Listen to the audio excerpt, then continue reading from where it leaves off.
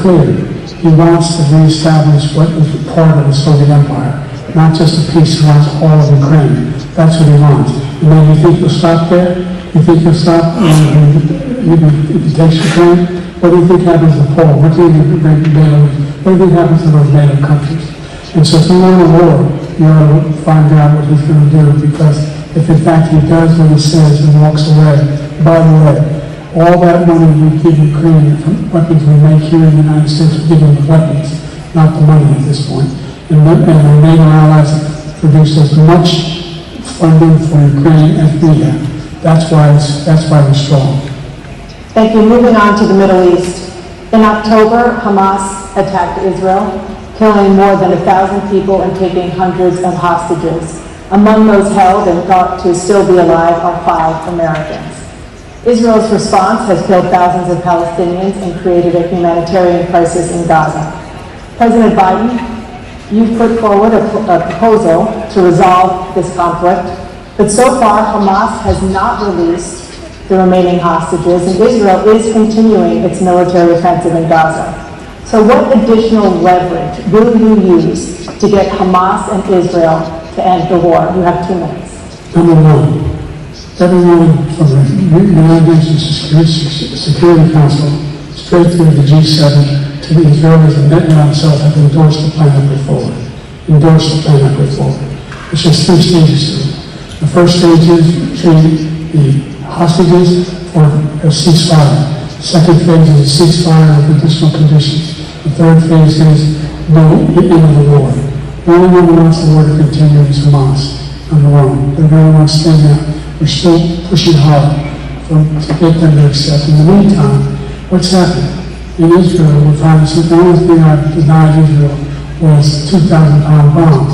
They don't work very well in populated areas. They kill a lot of innocent people. We provide Israel with all the weapons they need and when they need them.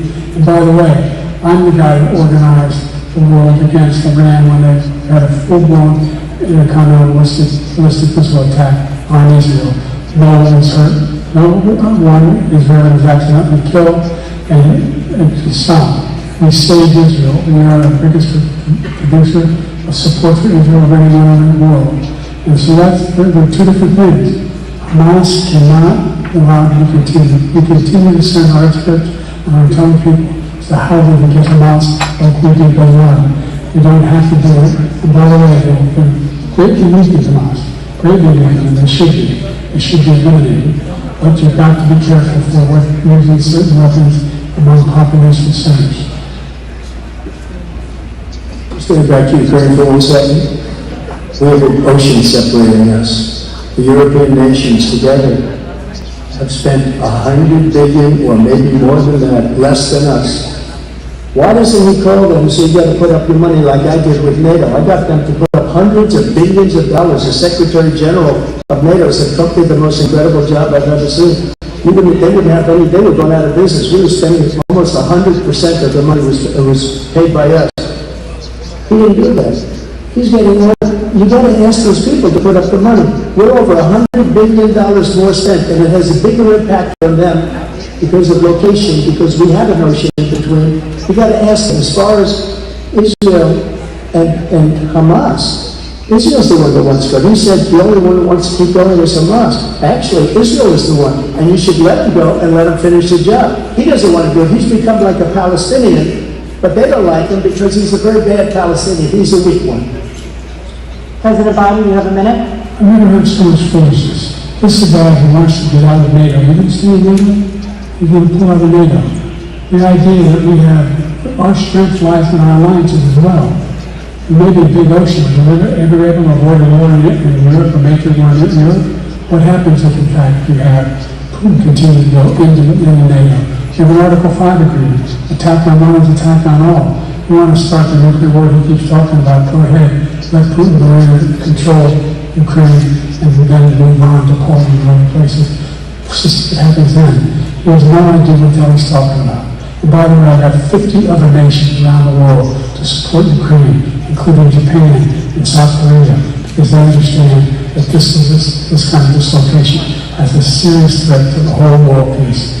No major war in Europe has ever been able to contain just in Europe. President Trump, just to follow up, would you support the creation of an independent Palestinian state in order to achieve peace in the region? I have to see, but before we do that, the problem we have is that we spend all the money. So they kill us on trade. I made great trade deals with the European nations. Because if you add them up, they're about the same size economically. Their economy is about the same size as the United States. And they were no cars, they don't want anything that we have. But we're supposed to take their cars, their food, their everything, their agriculture. I changed that. But the big thing I changed is they don't want to pay. And the only reason that he can play games with NATO is because I got them to put up hundreds of billions of dollars. I said, and he's right about this, I said, no, I'm not going to support NATO if you don't pay. They asked me that question, would you guard us against Russia? At a very secret meeting of the 28 states at that time, nations at that time. And they said, no, if you don't pay, I won't do that. And you know what happened? Billions and billions of dollars came flowing in the next day and the next months. But now we're in the same position. We're paying everybody's bills. Let's turn to the issue of democracy. Former President Trump, I want to ask you about January 6, 2021. After you rallied your supporters that day, some of them stormed the Capitol to stop the constitutionally mandated counting of electoral votes. As president, you swore an oath to, quote, preserve, protect, and defend, unquote, the Constitution. What do you say to voters who believe that you violated that oath through your actions and inaction on January 6th and worry that you'll do it again? Why don't think too many believe that? And let me tell you about January 6th. On January 6th, we had a great border. Nobody coming through, very few. On January 6th, we were energy independent. On January 6th, we had the lowest taxes ever. We had the lowest regulations ever. On January 6th, we were respected all over the world. All over the world, we were respected. And then he comes in, and we're now laughed at. We're like a bunch of stupid people. What happened to the United States' reputation under this man's leadership is horrible, including weaponization, which I'm sure at some point you'll be talking about, where he goes after his political opponent because he can't beat him fair and square. You have 80 seconds left. My question was, what do you say to those voters who believe that you violated your constitutional oath through your actions and inaction on January 6, 2021, and worry that you'll do it again? Well, I didn't say that to anybody. I said peacefully and patriotically. And Nancy Pelosi, if you just watched the news from 2 days ago, on tape to her daughter, who's a documentary filmmaker, like they say, but she's saying, oh no, it's my responsibility, I was responsible for this. Because I offered her 10,000 soldiers or National Guard, and she turned them down. And the mayor in writing, by the way, the mayor in writing turned it down, the mayor of D.C. They turned it down. I offered 10,000 because I could see, I had virtually nothing to do. They asked me to go make a speech. I could see what was happening. Everybody was saying they're going to be there on January 6th, they're going to be there. And I said, you know what? There's a lot of people coming. You could feel it. You could feel it too, and you could feel it. And I said, they ought to have some National Guard or whatever. And I offered it to her, and she now admits that she turned it down. And it was the same day she was, I don't know, he can't be very happy with her daughter because it made her into a liar. She said, I take full responsibility for January 6th. President Biden? Well, he encouraged those folks to vote the Capitol, number one. I sat in the dining room off the Oval Office. He sat there for 3 hours. 3 hours watching, being begged by his vice president and a number of his colleagues on the Republican side as well to do something, to call for a stop, to end it. Instead, he talked about the patriots and the great patriots of America. In fact, he says he'll not forgive them for what they've done. When they've been convicted, he says he wants to commute their sentences.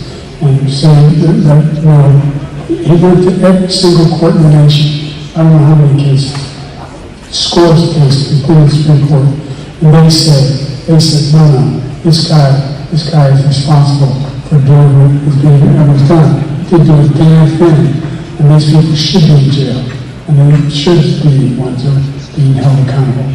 And he wants to let them all out, and now he says that he loses again, such a whiner that he is, that he's going to blow that. Thank you, President Biden. President Trump?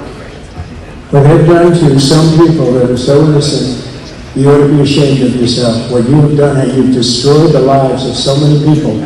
When they ripped down Portland, when they ripped down many other cities, if you go to Minnesota, Minneapolis, what they've done there with the fires all over the city. If I didn't bring in the National Guard, that city would have been destroyed. When you look at all of they took over big chunks of Seattle. I was all set to bring in the National Guard. They heard that, they saw them coming, and they left immediately. What he said about this whole subject is so off. Peacefully patriotic. One other thing. The Unselect Committee, which is basically two horrible Republicans that are all gone now, out of office, and Democrats, all Democrats, they destroyed and deleted all of the information they found because they found out we were right. We were right. And they deleted and destroyed all of the information. They should go to jail for that. If a Republican did that, they'd go to jail. Thank you, President Trump. President Biden, I want to give you a minute. The only person in this stage is a convicted felon is the man I'm looking at right now. And the fact of the matter is, he's telling us simply not true. The fact is that there was no effort on his part to stop what was going on up in Capitol Hill.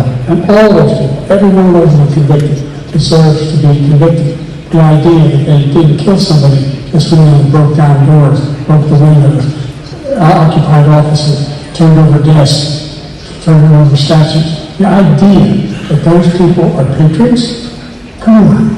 When I asked him those first two debates we had, the first time around, I said, will you denounce the Proud Boy? He said, no, I'll tell them to stand by. The idea he's refusing, will you denounce these guys? You denounce the people we're talking about now? You denounce the people who attacked that Capitol? What are you going to do? I'm going to give you a minute, President Trump, for a follow-up question I have. After a jury convicted you of 34 felonies last month, you said if re-elected, you would, quote, have every right to go after, unquote, your political opponents. You just talked about members of the Select Committee on January 6th going to jail. And your main political opponent is standing on stage with you tonight. Can you clarify exactly what it means about you feeling you have every right to go after your political opponents? Well, I said my retribution is going to be success. We're going to make this country successful again, because right now it's a failing nation. My retribution is going to be success. But when he talks about a convicted felon, his son is a convicted felon at a very high level. His son is convicted, going to be convicted probably numerous other times. Should have been convicted before, but his Justice Department let the statute of limitations lapse on the most important things. But he could be a convicted felon as soon as he gets out of office. Joe could be a convicted felon with all of the things that he's done. He's done horrible things. All of the death cars at the border, telling the Ukrainian people that we're going to want $1 billion or you change the prosecutor, otherwise you're not getting $1 billion. If I ever said that, that's quid pro quo. That we're not going to do anything. We're not going to give you $1 billion unless you change your prosecutor having to do with his son. This man is a criminal. This man, you're lucky. You're lucky. I did nothing wrong. We have a system that was rigged and disgusting. I did nothing wrong. Thank you, President Trump. President Biden, you have said, I'm coming right to you, sir. Well, you want to respond? Go ahead. I'll give you a minute to respond. The idea that I did anything wrong relative to what you're talking about is outrageous. It's simply a lie, number one. Number two, the idea that you have a right to seek retribution against any American just because you're president is wrong. It's simply wrong. No president's ever spoken like that before. No president in our history has spoken like that before. Number three, the crimes that you are still charged with. And think of all the civil penalties yet. How many billions of dollars do you know in civil penalties for molesting a woman in public, for doing a whole range of things, of having sex with a porn star on the night while your wife was pregnant? What are we talking about? You're moving the walls of an alley cat. I didn't have sex with a porn star, number one. Number two, that was a case that was started and moved. They moved a high-ranking official at DOJ into the Manhattan DA's office to start that case. That case is going to be appealed and won. We had a very terrible judge, a horrible judge, Democrat. The prosecutor were all high-ranking Democrats, appointed people, and both the civil and the criminal. He basically went after his political opponent because he thought it was going to damage me. But when the public found out about these cases, because they understand it better than he does, he has no idea what these cases are. But when they found out about these cases, you know what they did? My poll numbers went up, way up. You know that because you're reporting it. And we took in more money in the last 2 weeks than we've ever taken in the history of any campaign. I don't think any campaign has ever taken. Hundreds of millions of dollars they brought in because the public knows it's a scam and it's a guy that's after his political opponent because he can't win fair and square. Thank you, President Trump. President Biden, you have said, quote, Donald Trump and his MAGA Republicans are determined to destroy American democracy. Do you believe that the tens of millions of Americans who are likely to vote for President Trump will be voting against American democracy? The more they know about what he's done, yes. The more they know about what he's done. And there's a lot more to it. He's got a lot of cases on there coming on. He's got a whole range of issues he has to face. I don't know what the jurors will do, but I do know he has a real problem. And so the fact that, can you ever think you hear any president say that I'm going to seek retribution? You ever hear any president say that I thought Hitler had some good ideas? What got me involved in that in the first place after my son died, I decided in Iraq, because of Iraq, I said I wasn't going to learn that. Until I saw it happen in Charlottesville, Virginia. People coming out of the woods carrying swastikas on torches, and seeing the same innocent fire they sang back in Germany. And the young woman got killed. I spoke to the mother, and they asked him, they said, what do you think of those people? The people who want to try to stop it, and the one who said, I think they're fine people on both sides. What American president would ever say? Nazis coming out of fields, carrying torches, singing the same innocent fire, carrying swastikas. We're fine people. This is our system. We've done some big things. Don't you know what they are? Good things that have done, as we said. This guy has no sense for American democracy. President Trump. Jake, both of you know that sir has been totally wiped out because when you see the sentence, it said 100% exoneration on that sir. He just keeps it going. He says he ran because of Charlottesville. He didn't run because of Charlottesville. He ran because it was his last chance. He's not equipped to be president. You know it, and I know it. It's ridiculous. We have a debate. We're trying to justify his presidency. His presidency is, without question, the worst president, the worst presidency in the history of our country.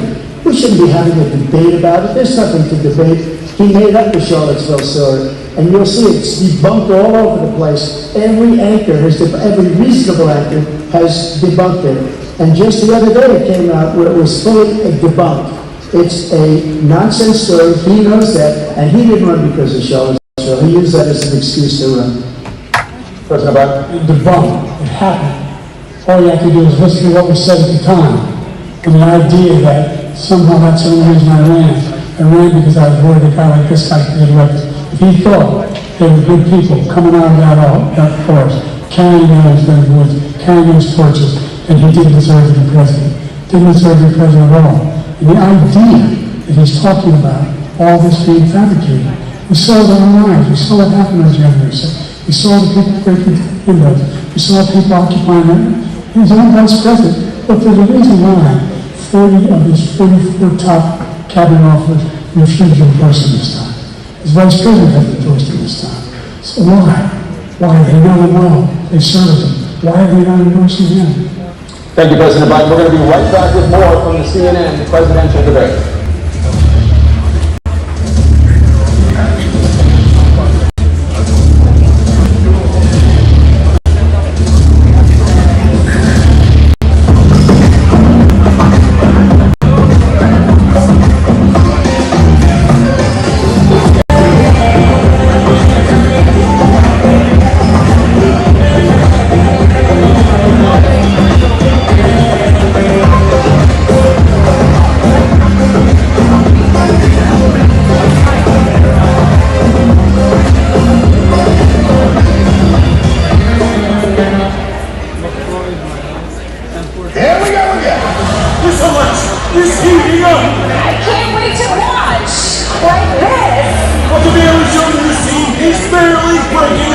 Every new scandal just cancels out a different scandal until you become president. It's an ancient tactic called politics. I don't know just one.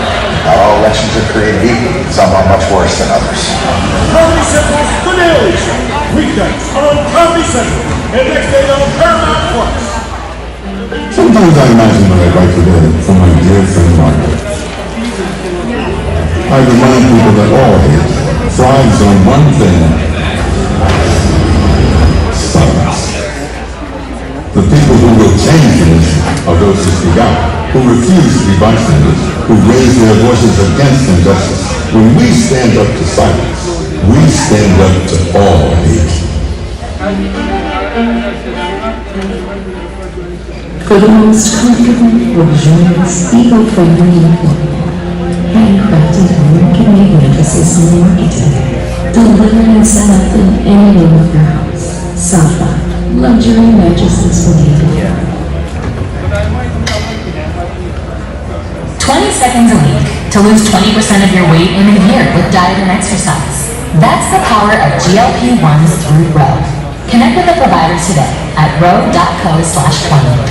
Take control of your health by boosting your force field, the immune system. With the Aura Ring, you can listen to your body's signals and raise your defenses.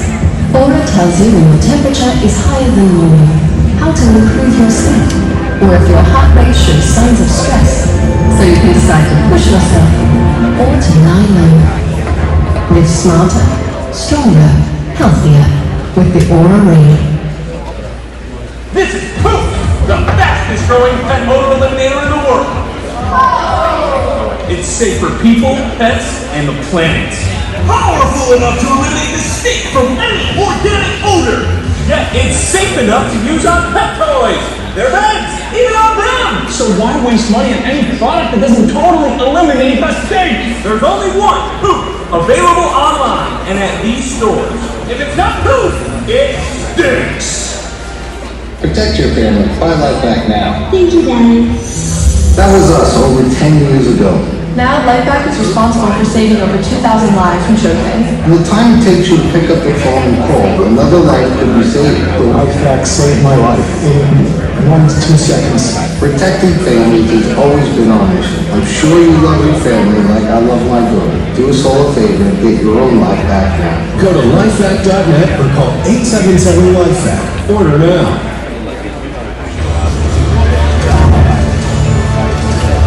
Welcome back to the CNN presidential debate live from Georgia. Let's talk about persistent challenges you both faced in your first terms and you'd certainly face again in the second term.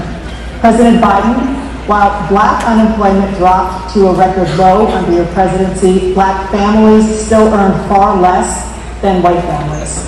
Black mothers are still 3 times more likely to die from pregnancy-related causes, and black Americans are imprisoned at 5 times the rate of white Americans.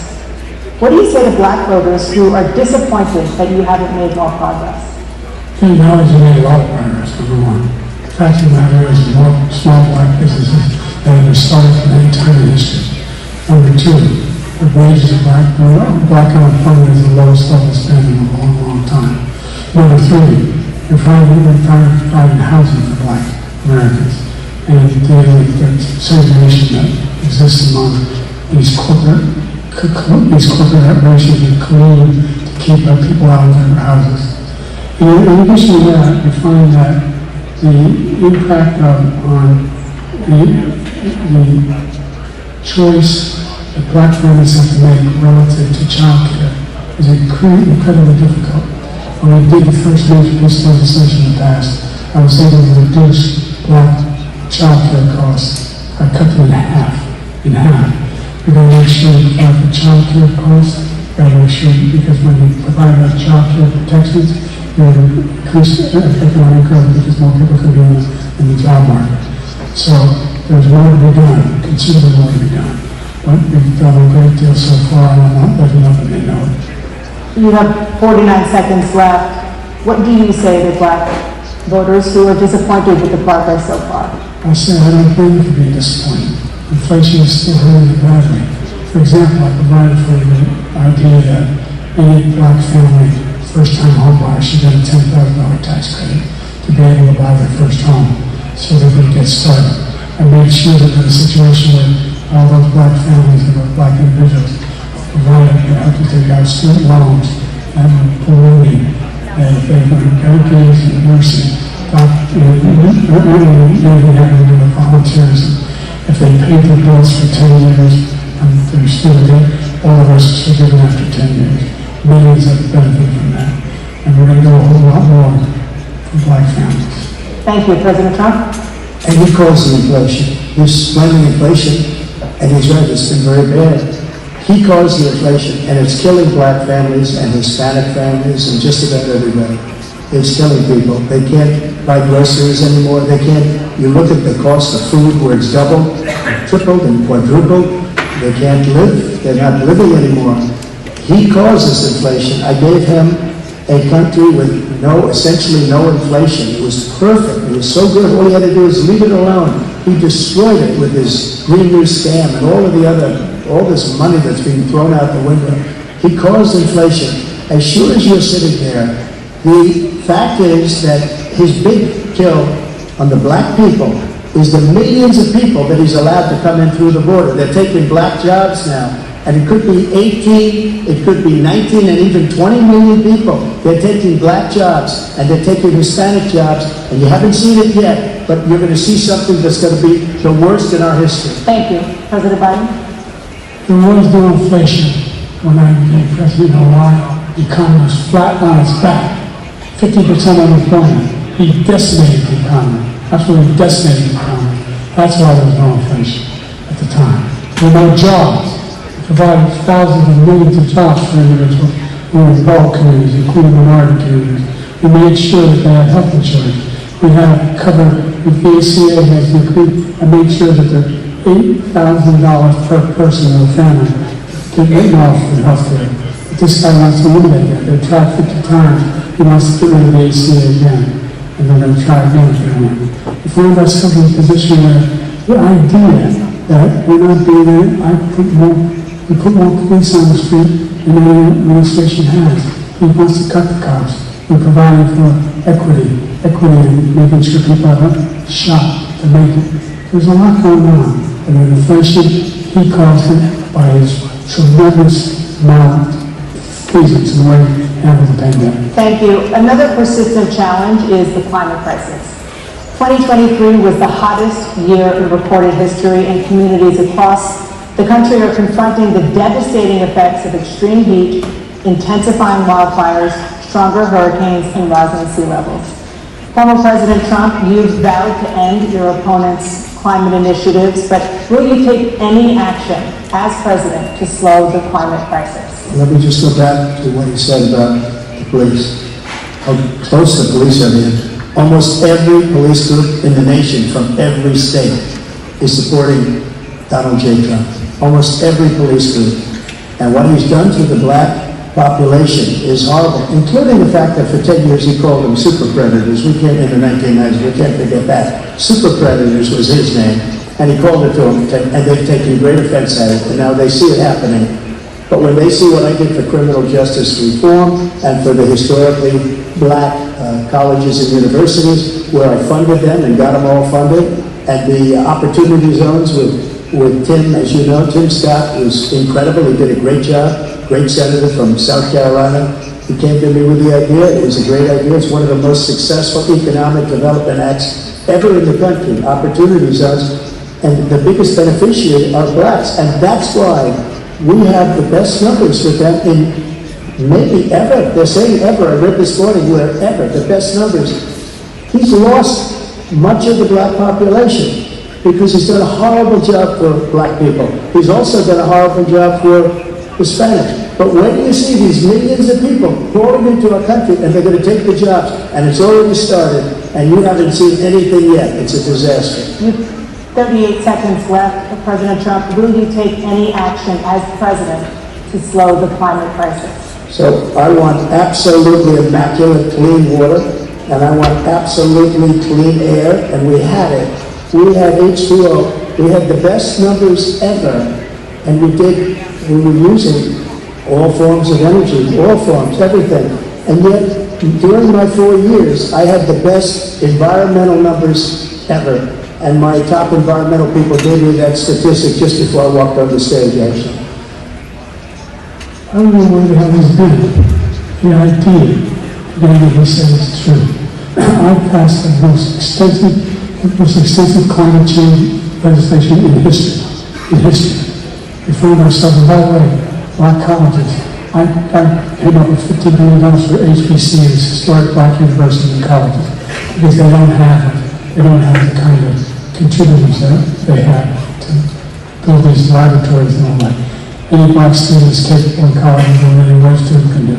You just have the money and not to be able to get those jobs in high tech.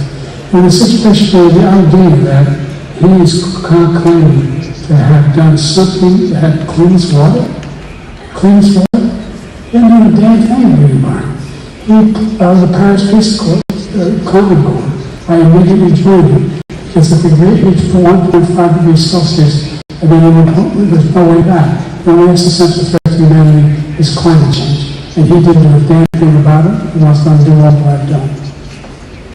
The Paris Accord is going to cost us $1 trillion, and China nothing, and Russia nothing, and India nothing. It was a ripoff of the United States. And I ended it because I didn't want to waste that money because they treat us horribly. We were the only ones who was costing us money. Nobody else was paying into it. And it was a disaster. But everything that he said just now, I'll give you an example. I heard him say before insulin. I'm the one that got the insulin down for the seniors. I took care of the seniors. What he's doing is destroying all of our medical programs because the migrants coming in, they want everybody. And look, I have the biggest heart on the stage, I guarantee you that. And I want to take care of people. But we're destroying our country. They're taking over our schools, our hospitals, and they're going to be taking over Social Security. He is destroying Social Security, Medicare, and Medicaid. The idea is that we, in fact, we only know the consequence. We're not members of the Paris Accord. How can we do anything if the United States can't take control? One of the largest countries in the world, number one. We're making significant progress. By 2035, we will have pollution in half. We've made significant progress. And we'll continue to make progress. We set up a climate accord for thousands of young people and women how to deal with that, just like Peace Corps. And we're moving in directions that are going to significantly change the elements that cause the pollution. But the idea that he claims that he is the biggest heart up here and really concerned about pollution and about climate. I've not seen any indication of that. And by the way, with regard to prescription drugs, one company agreed that they would reduce the price to $35, which I was called for one voluntarily. I made sure every company in the world, every pharmaceutical company, cannot have to pay. Thank you. And by the way, so every day, millions of Americans struggle just to make ends meet. For many older Americans, Social Security provides a critical lifeline.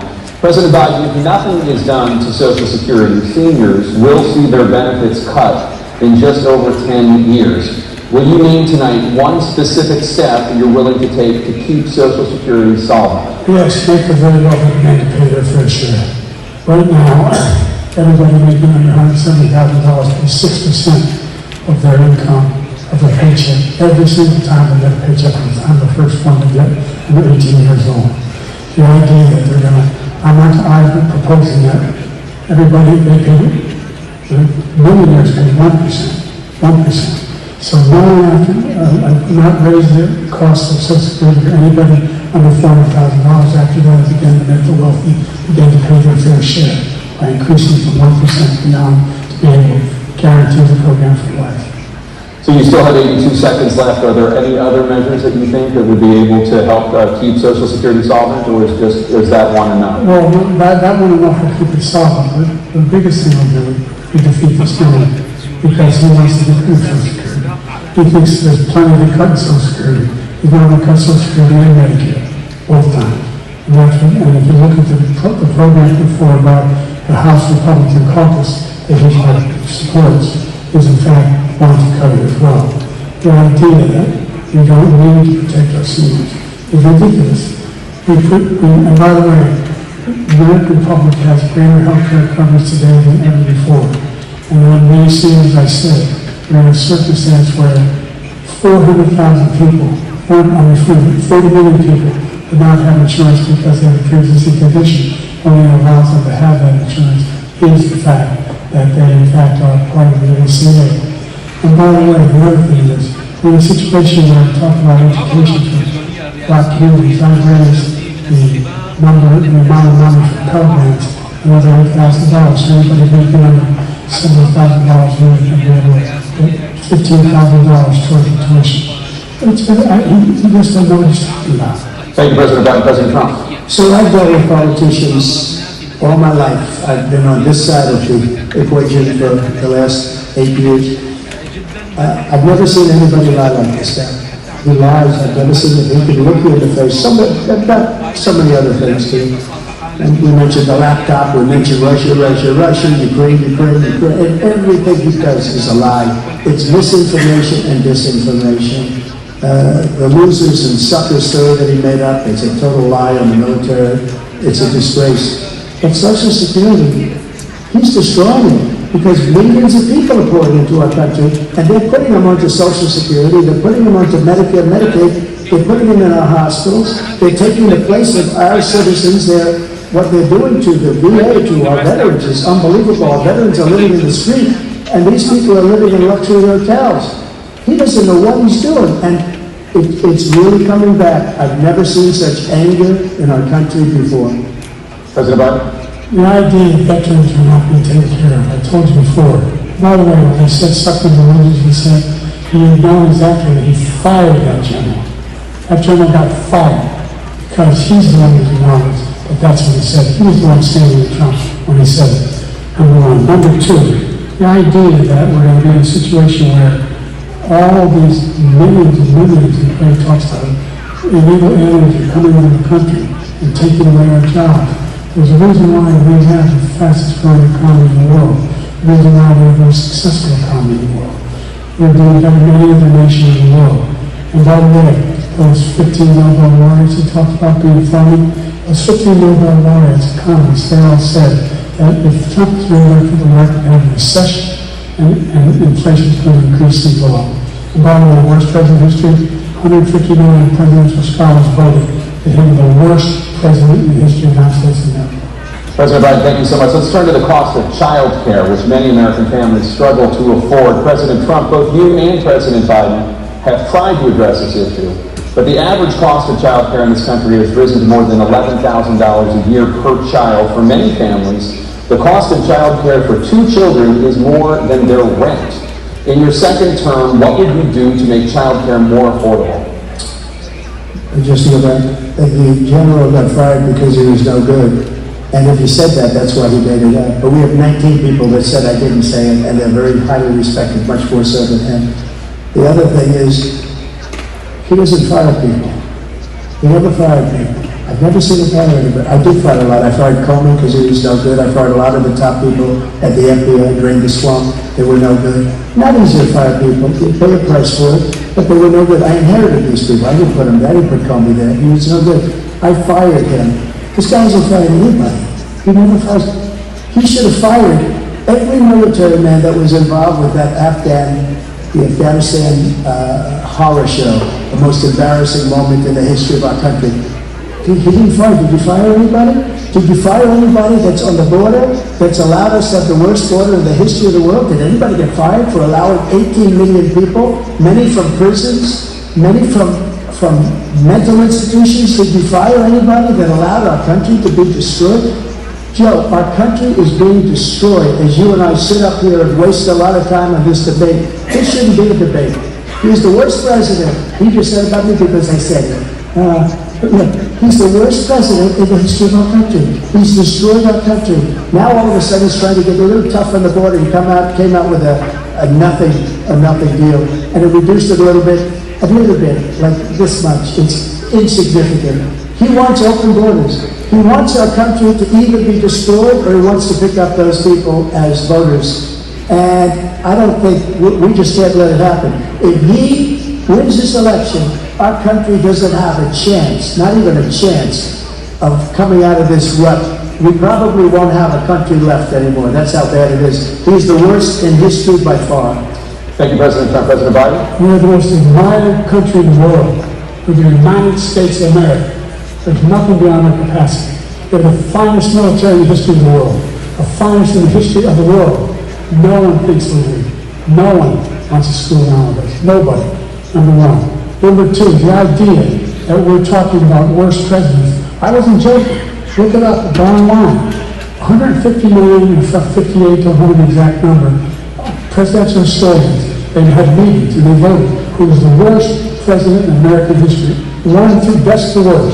They said he was the worst in all of American history. That's a fact. That's not conjecture. He could argue they're wrong, but that's what they voted. The idea that he is doing anything to deal with childcare. He did virtually nothing to childcare. We should significantly increase the childcare tax credit. We should significantly increase the availability of women and men, of single parents to be able to go back to work. And we should encourage businesses to have. Thank you, President Biden. President Trump, the question was about what would you do to make childcare more affordable, if you want to take your minute. Just so you understand, we have Poland, we have other things that they rate him the worst because what he's done is so bad. And they rate me, I'll show you, I will show you, and they rate me one of the best, okay? And if I'm given another 4 years, I will be the best. I think I'll be the best. Nobody's ever created an economy like us. Nobody ever cut taxes like us. He's the only one I know. He wants to raise your taxes by 4 times. He wants to raise everybody's taxes by 4 times. He wants the Trump tax cuts to expire. So everybody, including the two of you, are going to pay 4 to 5 times. Nobody ever heard of this before. All my life I grow up and I see politicians talking about cutting taxes. When we cut taxes, as I said, we did more business. Apple and all these companies, they were bringing money back into our country. The worst president in history by far, and everybody knows it. President Biden? Look, the fact of the matter is that he's dead wrong about, he's increased the tariff, he will increase the taxes on middle class people. I said I never raised the taxes on anybody who makes less than $400,000. I didn't. This tariff is 10% tariff. Everything cut away in the country. You know what the economists say? That's going to cost the average American $2,500 a year more because they're going to have to pay the difference in food and all the things that are important. Number two, he's in a situation where he talks about how he has not raised, he somehow helped the middle class. Middle class has been devastated by you. Now you want a new tax cut of $5 trillion over the next 10 years, which is going to fundamentally bankrupt the country. We have the largest deficit of any president in American history, number one. Number two, you have not, in fact, made any contact, any progress with China. We are the lowest trade deficit of China since 2010. Thank you, President Biden. Thank you, President Biden. Let's discuss an epidemic impacting millions of Americans that both of you have made a top priority in your first term, the opioid crisis. And for both of you, the number of overdose deaths in this country has gone up. Under your term, it went up. Under your term, it has gone up. Former President Trump, despite the efforts that both of you have made, more than 100,000 Americans are dying from overdoses every year, primarily from fentanyl and other opioids. What will you do to help Americans right now in the throes of addiction who are struggling to get the treatment they need? To finish up, we now have the largest deficit in the history of our country under this guy. We have the largest deficit with China. He gets paid by China. He's a Manchurian candidate. He gets money from China. So I think he's afraid to deal with them something. But you notice he never took out my tariffs because we gave him so much money with the tariffs that I imposed on China. He never took them away. He can't because it's too much money. It's tremendous. And we saved our steel industries and there was more to come, but he hasn't done that. But he hasn't cut the tariffs because he can't, because it's too much money. But he's got the largest deficit in the history of our country. And he's got the worst situation with China. China's going to own us if you keep allowing them to do what they're doing to us as a country. They are killing us as a country, Joe, and you can't let that happen. You're destroying our country. So, President Trump, you have 67 seconds left. The question was, what are you going to do to help Americans in the throes of addiction right now who are struggling to get the treatment they need? Jake, we were doing very well at addiction until the COVID came along. We had 2.5, almost 3 years of like nobody's ever had before, any country, in every way. And then we had to get tough. And it was the drugs flowing across the border it started to increase. We got great equipment. We bought the ship and dog. That's the most incredible thing that you've ever seen, the way they can spot it. We did a lot, and we were getting very low numbers, very, very low numbers. Then he came along, the numbers, have you seen the numbers now? It's not only the 18 million people that I believe is even low, because the gotaways, they don't even talk about gotaways. But the numbers of, the amount of drugs and human trafficking in women coming across our border, the worst thing I've ever seen, at numbers that nobody's ever seen under him, because the border's so bad. But the number of drugs coming across our border now is the largest we've ever had by far. President Trump, thank you. President Biden. Fentanyl and bypass fentanyl went down for a while. And I wanted to make sure we use a machine that can detect fentanyl. These big machines that roll over and then it comes across the border. And it costs a lot of money. That was part of this deal we put together. It's bipartisan deal. More fentanyl machines, more being able to detect drugs, more numbers of agents, more numbers of all the border. And when we had that deal done, he called his Republican colleagues and said, don't do it. It's going to hurt you.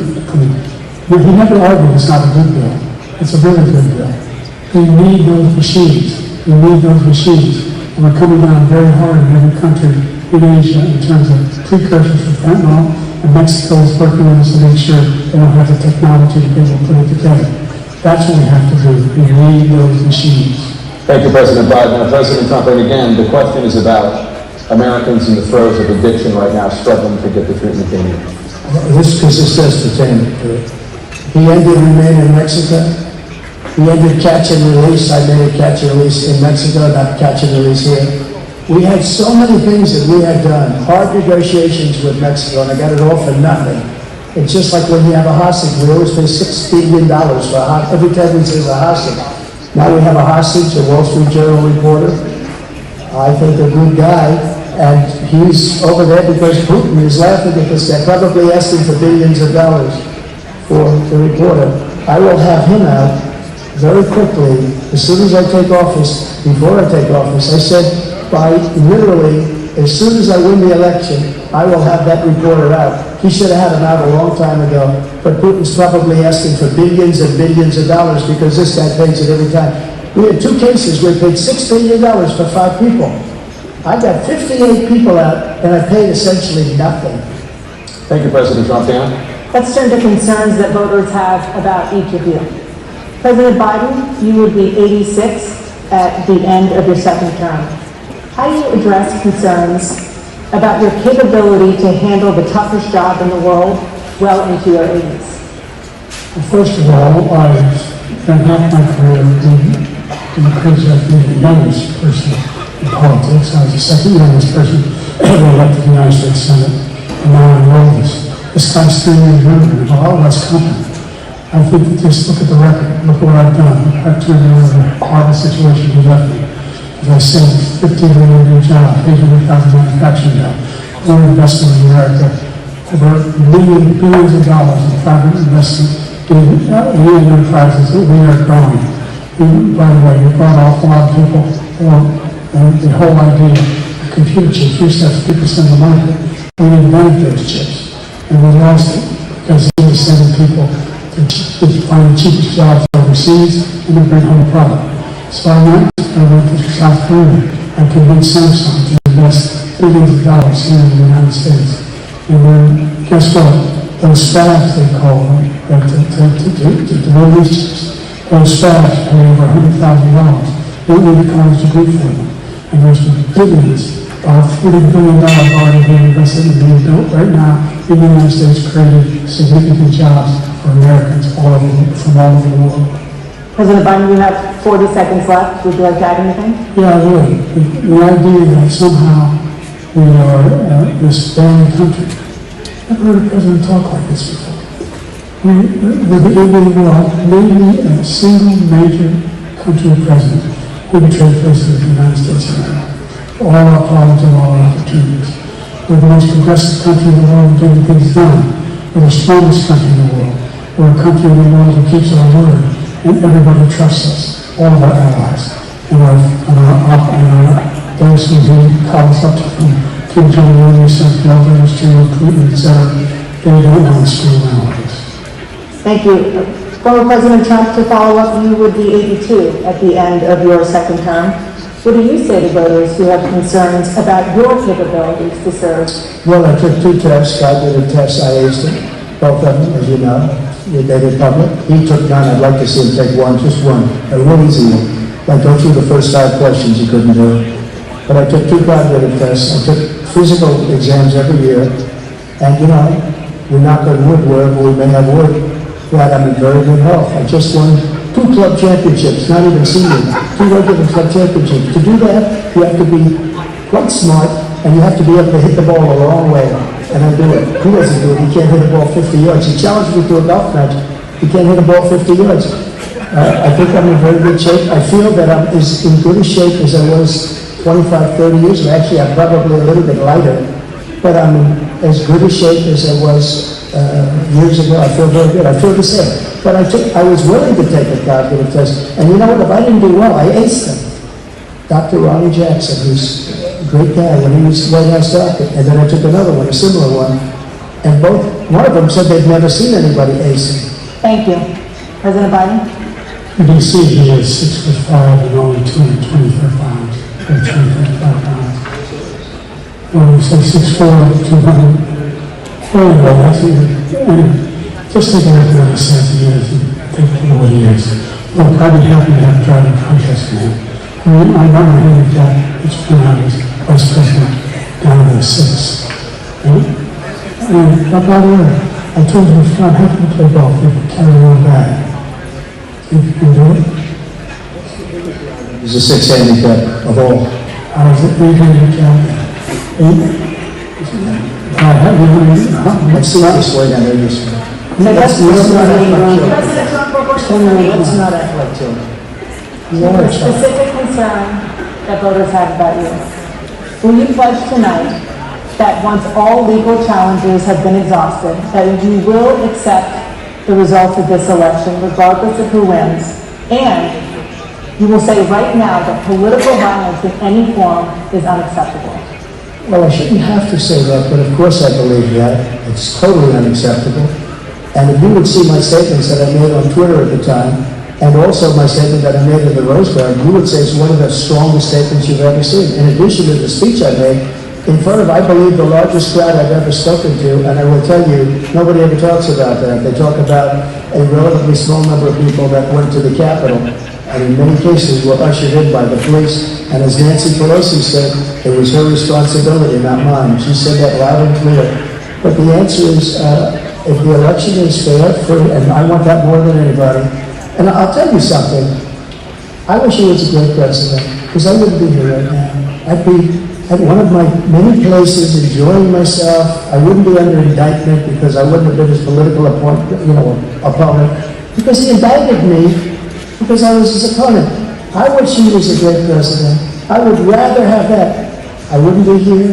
I don't mind being here. The only reason I'm here is he's so bad as a president that I'm going to make America great again. We're going to make America great again. We're a failing nation right now. We're a seriously failing nation. And we're a failing nation because of him. His policies are so bad. His military policies are insane. They're insane. These are wars that will never end with him. He will drive us into World War III, and we're closer to World War III than anybody can imagine. We are very, very close to World War III, and he's driving us there. And Kim Jong-un, and President Xi of China, Kim Jong-un of North Korea, all of these, Putin, they don't respect him, they don't fear him, they have nothing going with this gentleman, and he's going to drive us into World War III. World War III. Let him follow a man and say, do what you want, NATO. Just do what you want. Just think all Article 5. An attack on one is attack on all. Required response. The idea, I can't think of a single major leader in the world who would trade presidents with the job I've done, what they've done.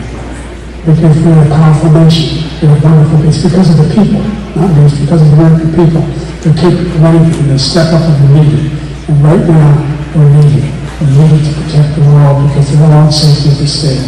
And again, we want to have a war just like Putin. Go ahead and take Kyiv, make sure they move on, see what happens in Poland, Hungary, and other places along that border. Anyhow, President Trump, as I come back to you for a follow-up, the question was, will you accept the results of this election, regardless of who wins? Just to finish what he said, if I might, Russia, they took a lot of land from Bush. They took a lot of land from Obama and Biden. They took no land, nothing from Trump, nothing. He knew not to do it.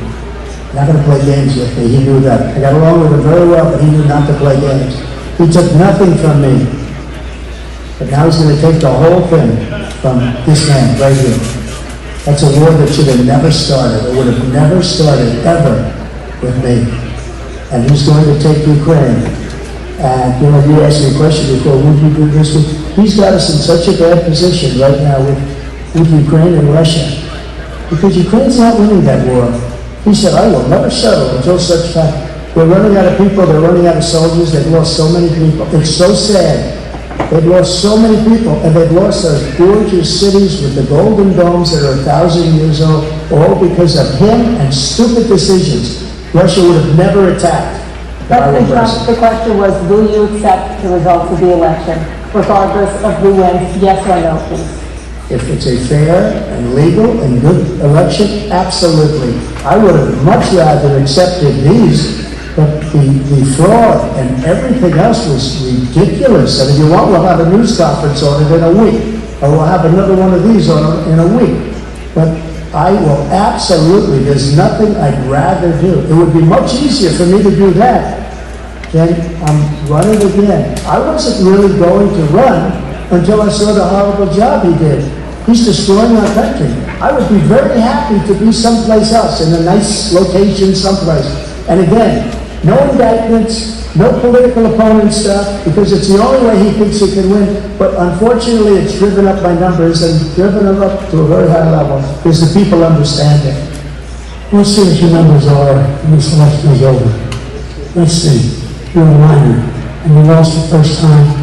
You continue to appeal to the courts all across the country. Not one single court in America said any of your claims had any merit, state or local, none. But you continue to provoke this lie about somehow there's all this misrepresentation, all this stealing. There is no evidence of that at all. And I tell you what, I doubt you'll accept it because you're such a liar. The idea if you lose the game, you accept it anyway. You can't stand loss. Something snapped when you lost last time. We'll be right back with more from the CNN presidential debate, live from Childcare.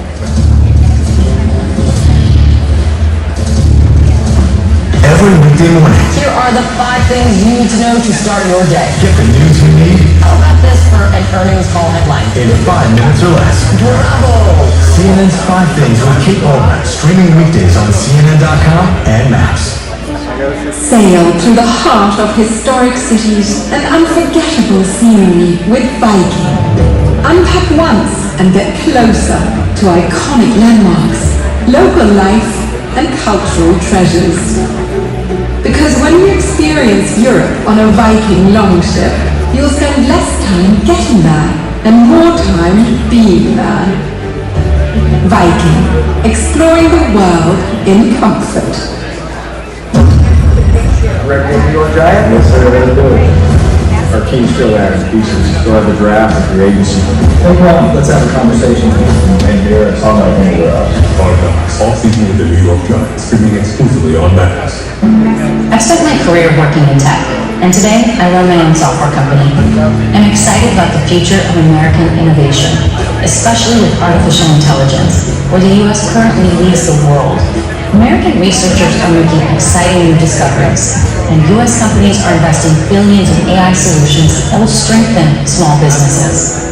But foreign competitors like China want to surpass America in AI. Our leaders need to protect America's competitive edge. HCM is a serious heart condition affecting as many as 1 in 200 people. Like me. And me. It can impact how you feel and what you can do. I still feel tired on my beta block. So I talked to my cardiologist. About treatment advances in HCM that gave you new options. It was a breakthrough for me. That conversation was big for me. Talk to your cardiologist today and visit hcmrealtalk.com for more information.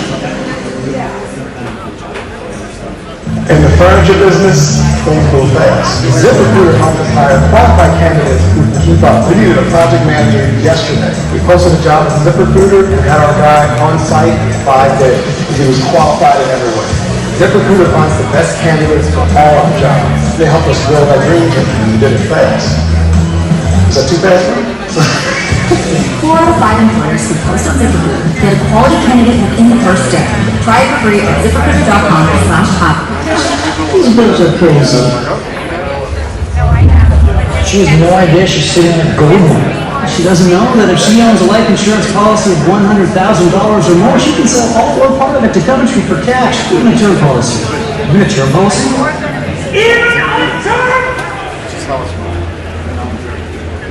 Find out if you're sitting on a gold mine. Call Coventry Direct today at 800-393-5700 or visit CoventryDirect.com.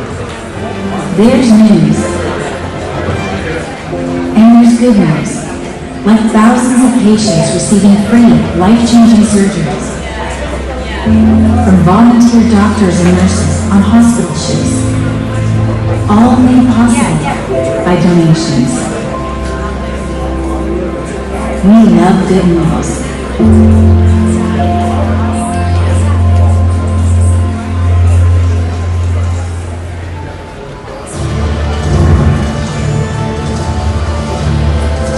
It is now time for the candidates to deliver their closing statements as predetermined by a coin toss. We're going to begin with you, President Biden. You have 2 minutes. We made significant progress from the debacle that was left by President Trump in his last term. Find ourselves in a situation where, number one, we have to make sure that we have a fair tax system. I ask anyone out there in the audience, anyone watching this debate, I think the tax system is fair. The fact is that I said nobody making over $400,000 had a single penny increase in the taxes. You will not, and if I knew that will be the case again. But this guy has increased your taxes because of the deficit. Number one, he's increased inflation because of the block that he left after when he went in the pandemic. And he found himself in a position where he now wants to tax the world by putting a 10% tariff on everything in the United States of America.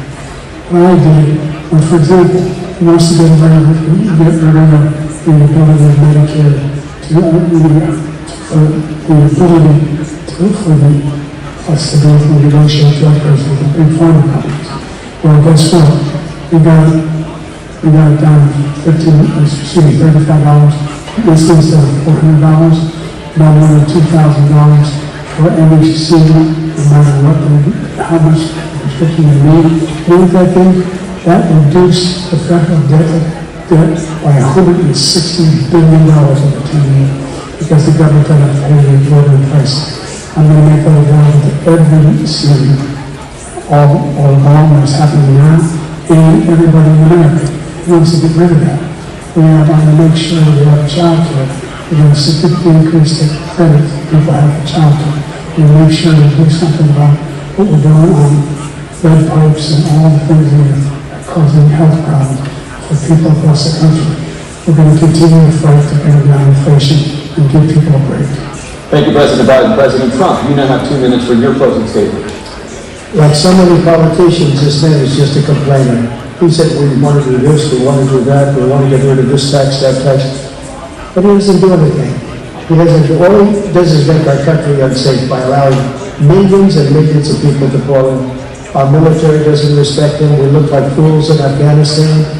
We didn't stop Israel. It was such a horrible thing that would have never happened. It should have never happened. Iran was broke.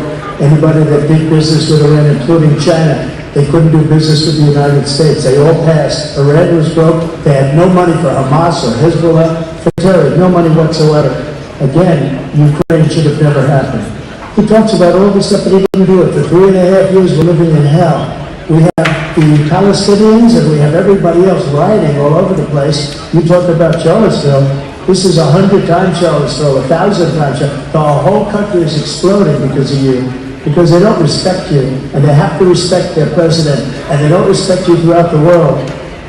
What we did was incredible. We rebuilt the military. We got the largest tax cut in history, the largest regulation cut in history. The reason he's got jobs is because I cut the regulations that gave jobs.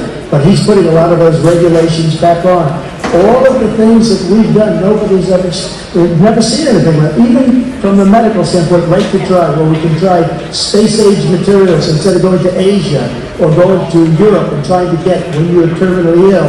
Now you can go and you can get something. You sign a document. They've been trying to get it for 42 years. But you know what we did for the military was incredible. Choice for our soldiers. Well, our soldiers, instead of waiting for 3 months to see a doctor, can go out and get themselves fixed up and readied up and take care of themselves, and they're living. And that's why I had the highest approval rating in the history of the VA. So all of these things, we're in a failing nation, but it's not going to be failing anymore. We're going to make it great again. Thank you, former President Trump, President Biden. Stay with us because we have full analysis of this debate. Anderson Cooper and Aaron Burnett starts now on CNN.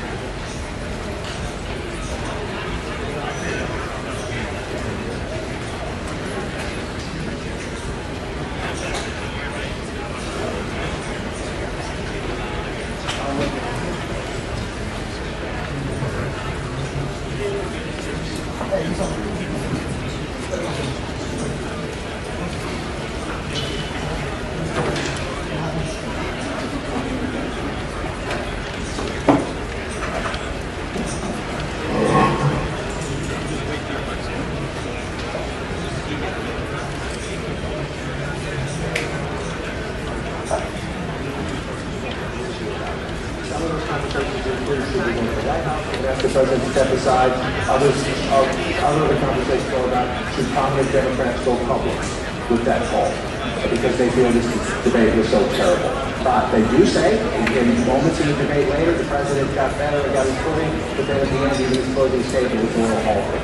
The contrast between the two candidates. Let me be clear.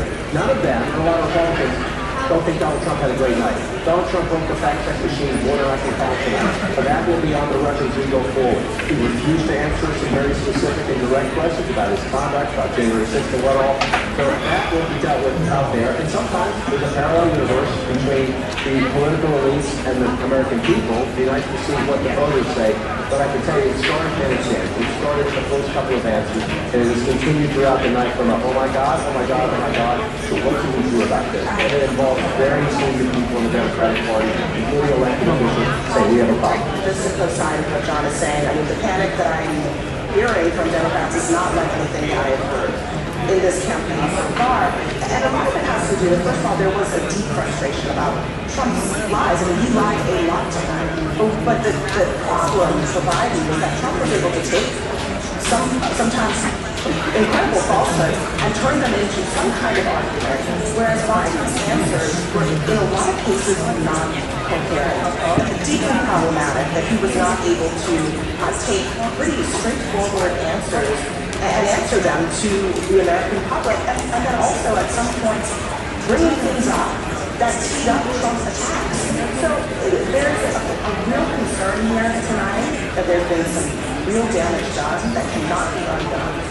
Biden solidified the perception among voters, but especially among his base. They were hoping that this would be a game changer. They are now seeing a president who's in the White House who they do not necessarily believe can do this for another 4 years. look, I can't argue with either of them about how the Democrat leaders are reacting to this poll. We said at the beginning that each person had a fundamental goal, and for Biden that goal was to appear energetic, engaged, and look like someone who was capable of serving another 4 years for president. That was job number one. I actually think he scored a bunch of points. I think if you just judge this on his policy stuff, he did score a bunch of points on issues like abortion, for example, on some of the economic issues.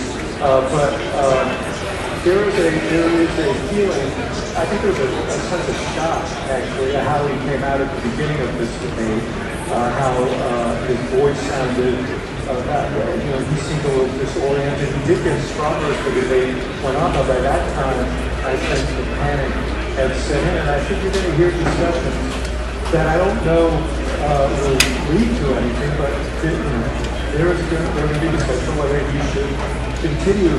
And I think part of it is Donald Trump did not meet his mission either. He could not resist the attention, the temptation to be nasty, to prevaricate about a whole bunch of things, about his own record, about Biden's record, and to seem petty and small at times. So what you saw was a candidate who was deeply vulnerable and a president who may not be able to take advantage of it. If anybody in America thinks that was close to being an okay debate by Joe Biden, I'm living in a parallel universe.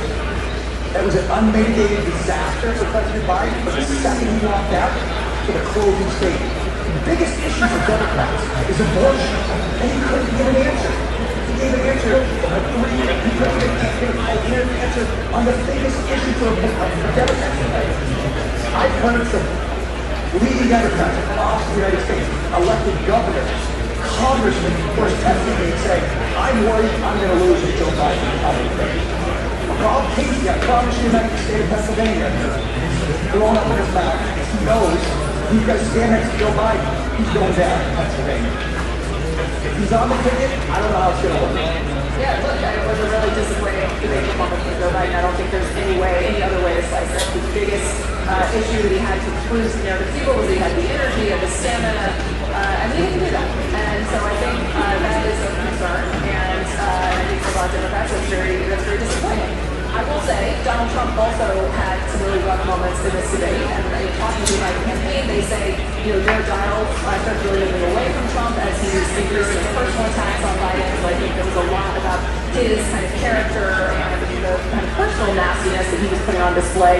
That doesn't help him with the swing voters that he needs. And I also think you saw him continue to get sort of more and more animated across the course of the debate, and get some really problematic answers about January 6th, some really problematic answers about Putin. So Donald Trump did not get off scot-free tonight by any stretch. But look, there is no two ways about it. That was not a good debate for Joe Biden. That was painful. I love Joe Biden. I work for Joe Biden. He didn't do well at all. He did not do well at all. And he looked, I'll give you the analysis, kind of the old man versus the con man. I can walk you through how I'm supposed to see it and say it, but I just want to speak from my heart. I love that guy. That's a good man. He loves his country. He's doing the best that he can. But he had a test to me tonight to restore confidence of the country and of the base, and he failed to do that. And I think there's a lot of people who are going to want to see him consider taking a different course now. We're still far from our convention, and there is time for this party to figure out a different way forward if he will allow us to do that.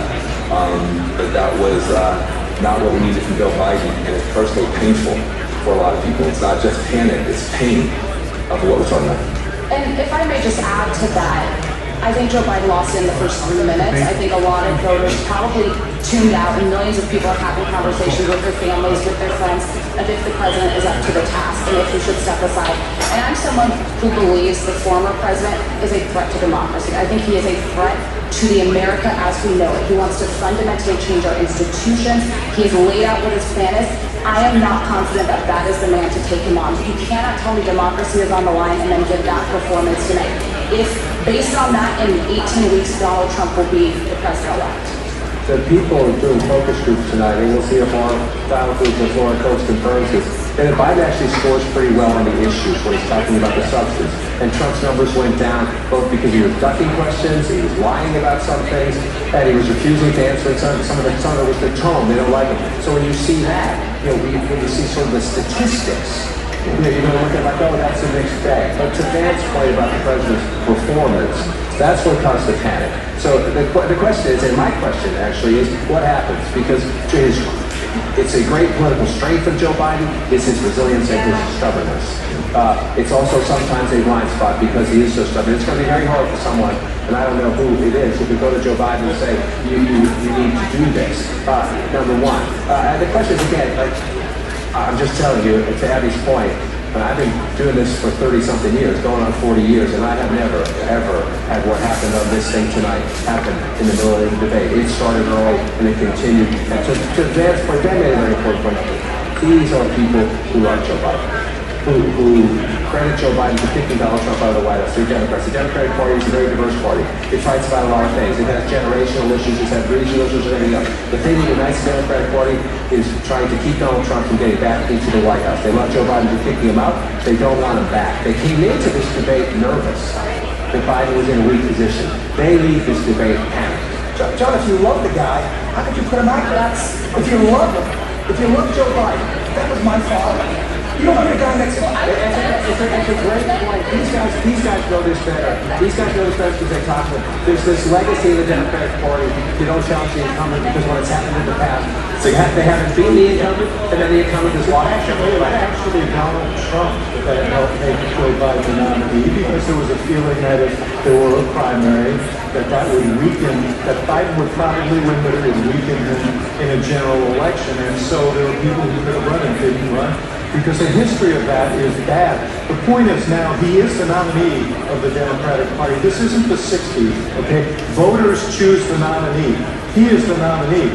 Only he can decide whether he's going to continue. And as you point out, and as Kate knows very well, this is a guy with a lot of pride and who believes in himself.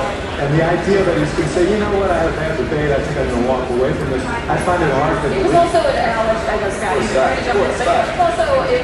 atypically bad performance, okay? And it was also one night. So yes, it was an important night, yes, but it was one night in the course of a campaign. So I think let's. But the problem with the one night is that it's a one night that helped confirm people's fear. It's the one night that everybody was watching. That was essentially, Trump said, you ought to take a test. That was his test. And people are going to feel that he came up lying. Not on the substance. I think he actually won on the substance. I don't think Trump did well. I think what it says to a lot of people, a lot of active Democrats is, man, we can beat this guy, but I don't know if we can beat him with the press guys. When he came on before this debate, I said I thought this candidacy was teetering. And everybody jumped on me. Every single person out here. The candidacy has fallen, okay? Man, I know you're speaking from your heart. I'm worried about the president. We should pray for the president. I think his advisors, I think the White House, and I think his family have a lot of explaining to do to their party and to the American people. This night, this one night, was caused by and asked for by the Biden team. They wanted this night. And this is what we got. We have been told for weeks by Democrats who say, oh, in private meetings, I've seen Joe Biden do cartwheels and handstands while doing trigonometry while solving all the nation's problems. We now know that every single person who said that has been lying to the American people. Including Kevin McCarthy? We've been told, okay, I mean, just saying. Everything we've been told about his mental acuity by these Democrats has been a lie, and everything we think we knew has been confirmed. I got a text from a friend. She's not terribly political. She maxed out the Biden the last election because she hates Donald Trump. She said to me, I will never forgive the Democratic Party for this election. If the Democrats truly believe that he is an existential threat to democracy, and it's not just some talking point, they will wake up in the morning and they will do something else because this is not sustainable. That's another point about there are Democrats who are panicking, and then there are a lot of Republicans who did not want to vote for Donald Trump, who do not want to vote for Donald Trump, who are also panicking tonight. I heard from one who said, "This is scary." That's how it was described to me. And I second that. There were a lot of those feelings, not just from the base of the party, but other people who really think that there should be an alternative to Trump, who they think is dangerous. And that's the other part of what is unfolding tonight in terms of the panic that is happening. Guys, I already have, coming into this debate, support for third-party candidates, Robert F. Kennedy Jr. highest, and then Jill Stein and Cornel West nowhere near as close. But if you add it all up, you get into the teens in most states when you do that.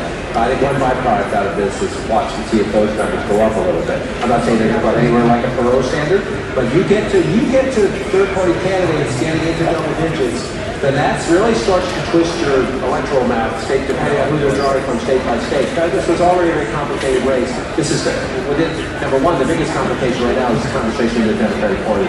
But the other complication is going to be if Joe Biden states right, maybe there'll be another debate. I'm not sure Donald Trump's going to agree with a second debate. Biden's going to need it now. I'm not sure Trump's going to agree to it if the dynamics of the race change. Bill Miller, I would also watch the third party. I just want to say one thing, especially to you two guys. If, for whatever reason, there's a change at the top of the ticket, you guys are in trouble with Donald Trump, because the guy who was up there tonight is not a guy who's going to inspire people. He did not show in any way that he has changed from the guy who people have a very positive opinion of for a lot of good reasons. I think Donald Trump won several policy exchanges tonight. I think he did well on immigration. I think he did well on the economy. I think he did well on inflation. I think he went back to Afghanistan as he should have. The thing he did not do was after he realized that he had Biden beaten on policy and on image, he should have turned the page and sounded an optimistic note about what we can become as a people and as a country. He did not do that. He continued to pummel Joe Biden all night. I understand what you're saying.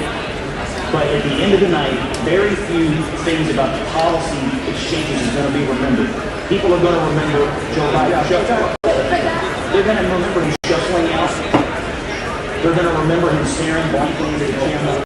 They're going to remember him looking down, losing his train of thought. And they're going to remember that everything I thought I knew that the White House told me don't believe my own eyes is actually true. What I said, Scott, was if Joe Biden were not the candidate, if there was another candidate, I think Donald Trump would be in deep. If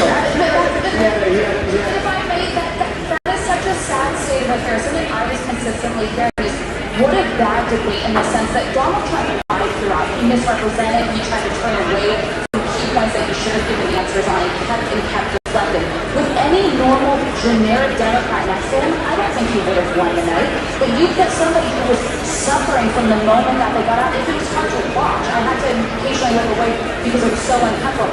I think America deserves better than the options that are in front of them. It's really devastating. Probably our allies are watching. Yeah, look, I mean, the way that I would try to phrase it, less emotional, is Biden stuttered, but he told the truth. You look terrible, they false you to do. Trump spoke plainly, but he lied all the time. And he looked good, but his policies were terrible. I mean, he's going to do nothing on climate change. He was posting the cactus on abortion. I mean, his policies were terrible. So you have somebody who probably shouldn't be president, and you have somebody who cannot be president. Yes, I can. In terms of what Donald Trump represents. So we have a problem as a country now, and this might be an opportunity for people to come together and figure this out, because neither one of those people right now are inspiring the confidence that they should inspire, that they can do the job in a way that would different country. But young voters are up for grabs in this election. I don't know a voter under 30 who would have watched tonight and could say, I have confidence in Joe Biden, casting my vote for 4 more years of Biden. And this opens the door, by the way, for the conversation about if Joe Biden remains the candidate, you're not voting for Joe Biden. You are voting for President Kamala Harris. Let's be honest. That is where the Trump campaign is going to go with this. They started down this road with an ad they released today. But this conversation about who you're actually casting your vote for, the volume is going to ratchet up, but I got news for you. She's less popular than he is. That is going to be a big problem for the Democrats if this ticket stays the way it is. Yeah, it's Scott's Democratic friend who maxed out, right? That's the sentiment you're going to hear, I think. So my Democratic friends are texting me, saying, I can't believe this is where we are, right? I don't forget, I'm not going to be able to forgive the party putting in this position. Look, on Donald Trump's side, I spent a lot of time thinking about this throughout the debate because, you know, we in the media, I sit in the chair and I fact check Trump all the time, so I know he's lies by heart at this point. But people watching from home do not. And Biden's job as the other person on the other side of the stage is to be the one to very quickly dispense with the lies and to shut them down. And I don't think that happened enough times in a coherent way. Yes, I have headlines the fact that Trump was taking a universe that was built on a house of lies and building a whole world for the millions of people watching. Particularly on the most basic subject matters that President Biden should have been able to just... It was not knocked down by the president. That is really at the heart of the problem. He may have won when he was making his discrete policy, the points, but part of the job on the debate stage is dealing with an opponent like Donald Trump who goes like a mile a minute on things that are not true. And if you don't I'm not sure. no one at home is doing all I want to say is, I'm not sure. I don't think you're giving viewers enough credit. I think what they saw was the Trump that they didn't like, and I don't think he did himself a great service. Yes, and I also think we should let voters absorb this and see what they say, right? Let them decide what really look for the audience to read. What do you think about the announcements? But ultimately, voters have to On the one thing that I did fact check about, on the Charlottesville thing, he was completely wrong. Right, so he's up there talking about Charlottesville, somehow pronounced it, that was two sides, and still was out last week, 7 months ago, like 7 years too late, that deal. And that's the thing Joe Biden's going to fact check him on? We're going more with the panel here, a lot of notable moments, painful moments from tonight, but as we've been talking about, perhaps a single defining one as well, this one early on. Making sure that we're able to make every single solitary person eligible for what I'm able to do the COVID, dealing with everything we have to do with, if we finally beat Medicare. Thank you, President Biden. President Trump? So he's right, he did beat Medicare, he beat it to death, and he's destroying Medicare. There was one notable moment early on, let's go to Erin, who's sitting there. That's right. That was a moment, I'm sure, Anderson, that you, your panel, me, my panel, and people around the country, that was a painful moment to watch. It was early on in the debate, and Audie, Caitlin, and Chris are here. It was very early on. Chris, it seemed from that moment, that was it. I think it was even before that moment when we first started speaking, President Biden, and that the raspiness, the hoarseness of his voice, that was at 9/11, and there were several minutes when Jake and Daniel were setting the rules, so probably less than 10 minutes into the debate, and totally lost his train of thought, and ended up saying Medicare just out of the blue. We've heard so much on the other panel of the reactions to this. I think ever since, I've had this conversation so often, that after the midterm, if Joe Biden, after a remarkably successful first 2 years and a remarkably successful midterm for a first-term president, had said, I'm the transitional president, and I'm moving on and sending it to another generation. But he was unwilling to do that, and Joe Biden was unwilling to do that. And ever since then, we've been. I'm just as you're saying that, I know you're interrupting me, Chris, because that is a watch party. That's live right now. Joe Biden is joining her at the watch party she was at in Atlanta. Obviously, a response that does not match what seems to be the broader response. They're cheering for him right there, as you can see. 4 more years. Do we want to like that, or? No, we don't have to. Okay, but anyway, I was just going to say that the two of them decided after November of 2022 that he was going to seek the presidency, and there were so many people who thought he should have turned it over to a new generation. And this has been, quite frankly, a car accident in slow motion that we've seen over and rebuilding and questioning it. And, you know, as has been pointed out, Joe Biden sought this debate at this remarkably early time because he knew he was losing and he needed to change the narrative. And he did change the narrative. He shrunk his campaign. Well, and we're in the spin room right now. This is where the surrogates and allies of the campaign come to spin their candidates' respective performances, and it is going to be an immense challenge for Biden's surrogates. We have Governor Gavin Newsom here, and also Georgia Senator Raphael Warnock in the back of the room. There are Trump campaign aides in here as well. No reporters are talking to them. Every reporter in here is just swarmed the two Biden surrogates that are inside this room. And I think what I'm most struck by after listening to that entire performance and talking to the Biden campaign officials and covering President Biden myself his first 2 years in office was part of his closing statement there. He made no mention of abortion or Donald Trump's felony conviction. The two things that they talked about the most, the fact that that is the biggest contrast between President Biden and former President Donald Trump. Obviously, the felony conviction, but also what they've done on reproductive rights and the fact that three of the justices who helped overturn Roe v. Wade were put on the Supreme Court by former President Donald Trump. But on January 6th itself as an issue, Donald Trump lied about January 6th. He downplayed his own role, and he also claimed that police officers were ushering people in that day. They testified they were actually overwhelmed and outnumbered, and that is why people were able to get to the Capitol that day. And President Biden delivered an address on the anniversary of January 6th and said that Donald Trump is holding daggers to the throat of democracy. Did not seize on that moment. It did not take that. So can I just for a moment, because we can hear him, and this is happening right now. So just in this moment, he's at a watch party. They're cheering 4 more years. He's speaking. What I'm curious about, okay, is does he know how bad this was at this moment? He walked out to his age. Does he know? And you can hear him on the side. Doesn't know that's more alarming than anything. You know, he's not the first president who's had a really... Since you can hear it, why don't we listen to it?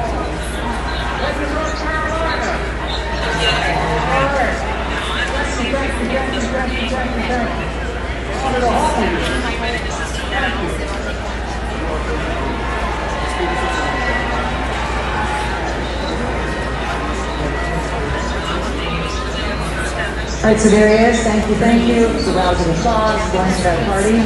But he wasn't a third that vibrant or vigorous inside the debate. Yeah, I mean, I think fundamentally, I think a lot of Americans saw a Donald Trump they recognized tonight, right? His mannerisms, his quickness in his response, and as you talked about, lies and information that was incorrect. Unfortunately, they also saw a Joe Biden maybe they don't recognize. This is not the person who was quick on his feet or fast to carry or to respond quickly to misinformation, to respond quickly to lies. He hasn't been that Joe Biden in a long time. This is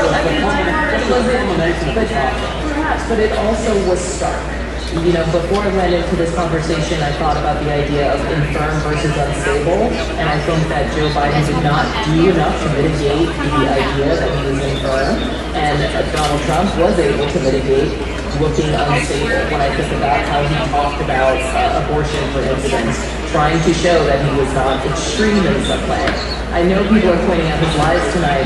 That is also something that Joe Biden was to be doing in a more effective way, and did not. And so it's sort of hard to be here now and say, this is what's said and that was said. Like, that's your job on the stage, to also jump in quickly. There were also moments where the sentence would end, and there was maybe an attempt to have back and forth. Just making sure. Thank you. Yeah. To do that, and then there would be another question. Okay. You have to use your time effectively, and unfortunately the president did not do to pick up on that, I mean, there was a question asked about what are you going to do for blacks and black voters, which is a constituency that Biden was in terrible jeopardy of losing. He finishes his statement, and the moderator, I forget which one, says you have 49 seconds left. Basically, almost half of your 2 minutes.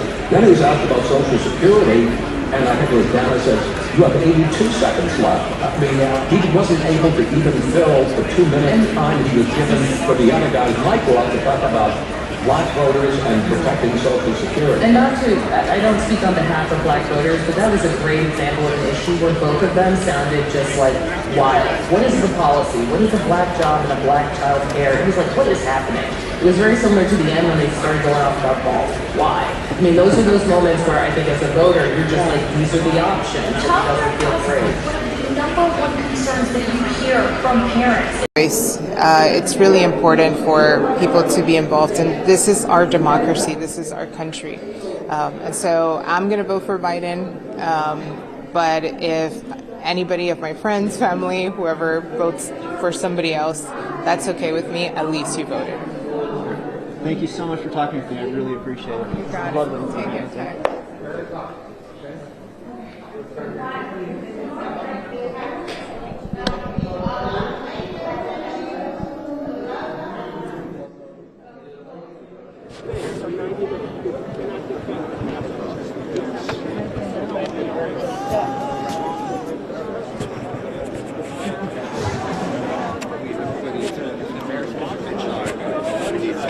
Yeah, nobody wants to come out there and talk about it. At least on it. Absolutely. You got my pen. The right pocket. There you go. They expect to lose 20 or 30 seats in the House because Joe Biden did such a drain on the ticket. Moreover, Joe Biden didn't articulate any clear message. I think the thing that Joe Biden got most exercised about tonight was his golf game. Not the fact that Americans are being killed by illegal immigrants, not the fact that prices are rising, inflation is crushing the American household. President Trump has solutions for these problems, and it's why his demonstration of those solutions, I think, showcased the most impressive debate performance in American history. Yep. Congressman Gates, how did Trump perform tonight? Do you feel like Biden is able to recuperate from after the effects of this debate? After this debate, I think we're going to have to identify Joe Biden by his dental records, because it was a bludgeoning. Like, Joe Biden couldn't articulate a border message, an economic message. He could barely get through his own name. It was a waterfall of words, and the American people deserve an energetic president, someone with boldness and vision and a real plan. Trump showed his plan on taxes, on regulatory reform, on the border, and on trade. Trade deals that will ensure the American worker is able to advance. I think that right now there is deep and wide panic in the Democratic Party over the state of their nominee, and for good reason. Yep. All right. Thanks, guys. Is that right?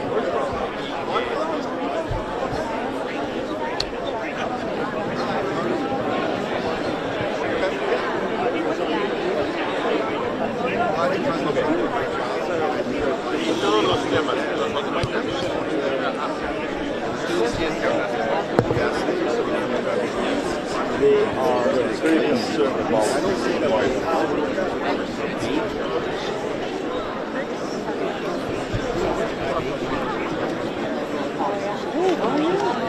pretty cool. Thanks, Danny. Yeah, not surprised.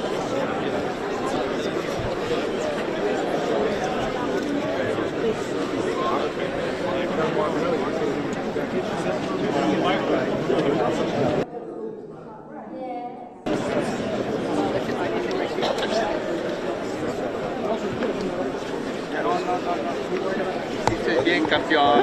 Bien. Golazo.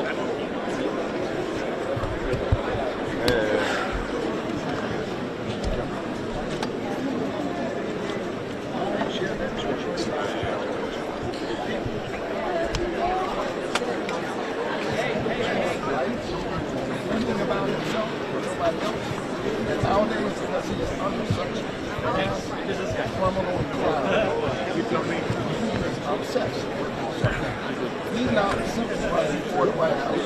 He's running from the jailhouse. Right behind you, Senator. Senator. The president was focused on Senator, Senator.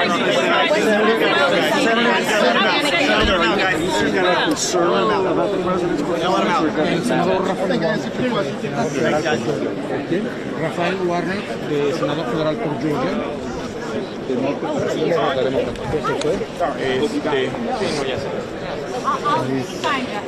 que no te quiero amarrar con el micro.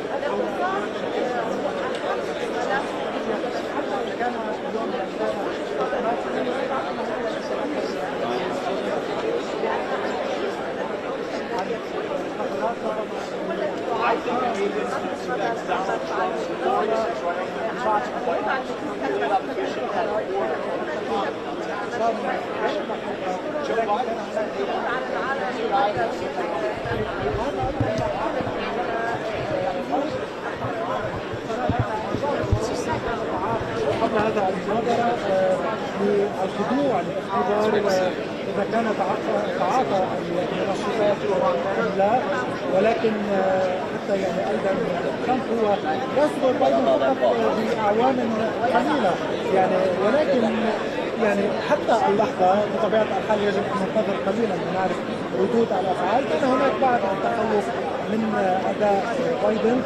ترامب بدأ أكثر حنكة، حتى وإن كان ترامب بايدن هو لديه من الطفولة لديه هذا كان أكثر ولكن استطاع ترامب في هذا الانتخابات بشكل كبير في قضايا تمس بالداخل. هذا يمر هو بطبيعة الحال بداية حتى وإن كان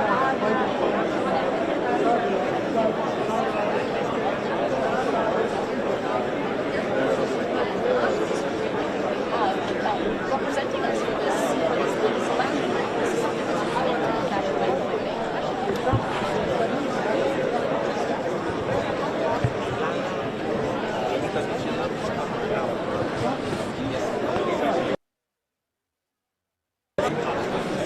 Joe Biden failed and Donald Trump passed with flying colors.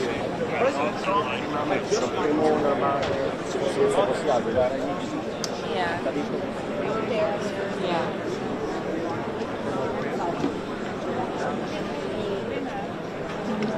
Es el partido del Moreno.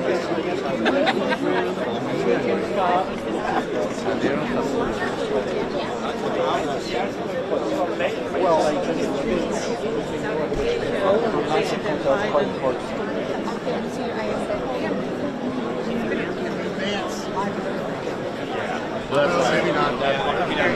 I got one more interview. Do you think the people in Georgia? I do, and I certainly think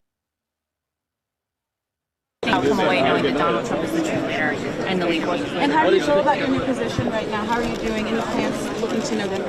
Well, I'm honored to be here. We're working hard. We're raising a lot of money. We're making sure we have a free, fair, and transparent election, and I think that's vital to the future of the country. So what do you think of his performance? Back down here.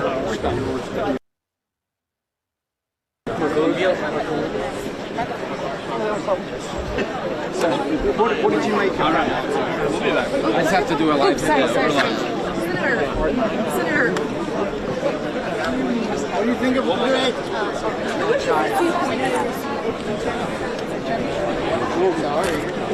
I did actually. Oh, wow. Okay. I did actually apply to go to your show. That's important. We have live there. I'm sorry.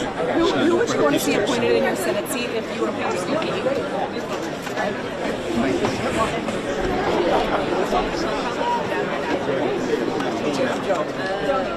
Americans. The partisan has had quite some I don't but I see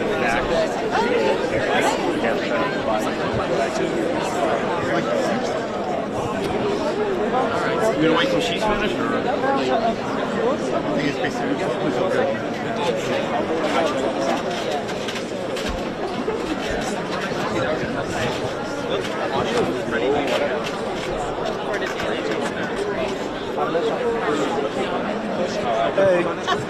Hey, I couldn't hear, but I got the money goes to the Democratic Street. Darryl was there, but he couldn't hear, so.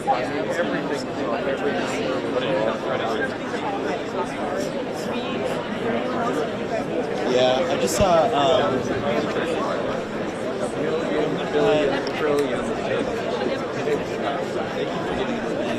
But I wanted to see where you're at. Do you feel like you need any news gathering, or the one window we have is 11:30 or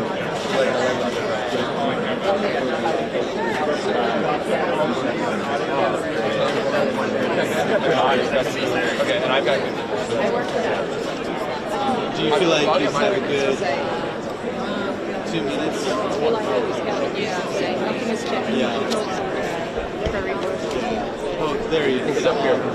Also, all the cameras were ran today.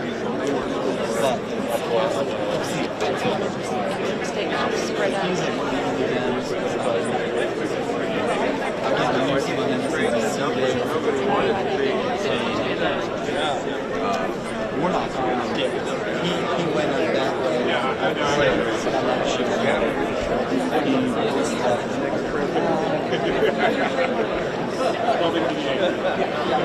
Always do. We're waiting for the advances. Is he going to come out?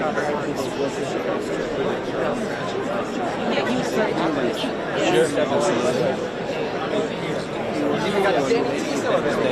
Oh, we can actually.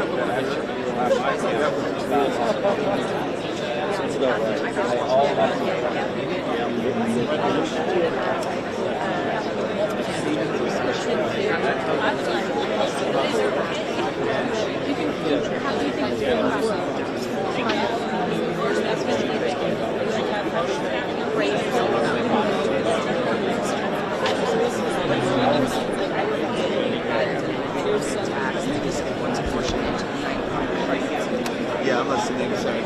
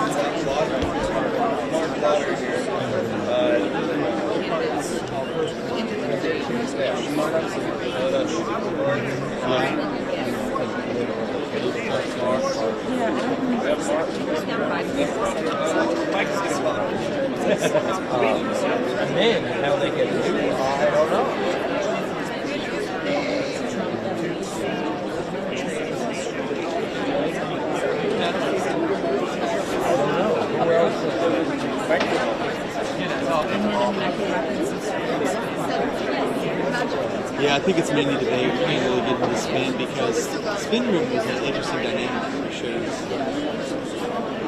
Yeah, and Democrats. Yeah, so I think it has to be a separate because the men break this down. And I like how that area is. we'll objectively film them all, and then we'll try to see which ones we feel the most sure about for like the quick 6-second version. So, let me have someone there, but the best way for me to do this, I think.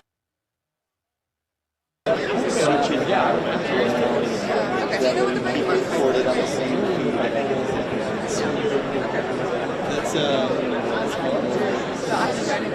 That's right now we've got a lot of standard gates. I got some I really want to make some advanced and I gotta you get them on film. It's so confusing. I'll be around. Who are you trying to send to the show? Ellen Lamar. I don't know what I'm. Yeah. I'll make sure that people know. And I got it.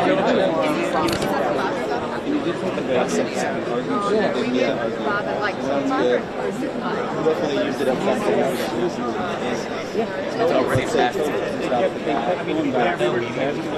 And I have him direct chat space. I asked him about opportunities.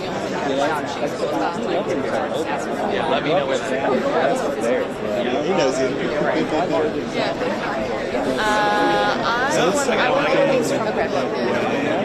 I'm sure that it's going to be live. They let us stop what they're doing. No, we have to go back from behind. Unfortunately. Yeah, there's one person finishing up their hit right now. So we can get up there, practice, kind of go through the game plan. This was for our reasons. I can go back down and get more Republican reaction, I guess. Fabulous. So yeah, go this way, around. So it's unfortunately our only way. So yeah, they were building the game back.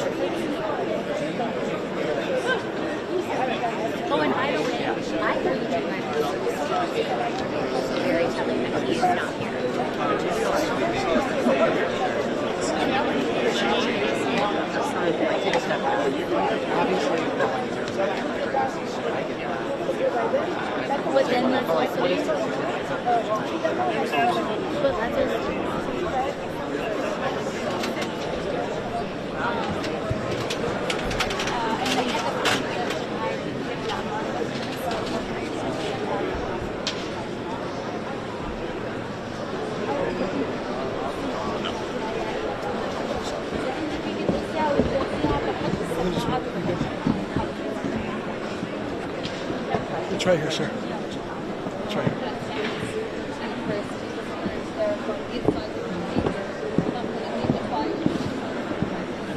Hey. Wanting to respond to things and maybe he wasn't straight right in that moment, but he always came back for us to the next question. Well, it's so interesting that the party that has accused Republicans of being threats to democracy for 4 years is now trying to pull Joe Biden from the ballot for effectively doing what has been obvious to everybody for 4 years. It's the guy just really isn't up for the job. So my attitude is Democrats are stubborn.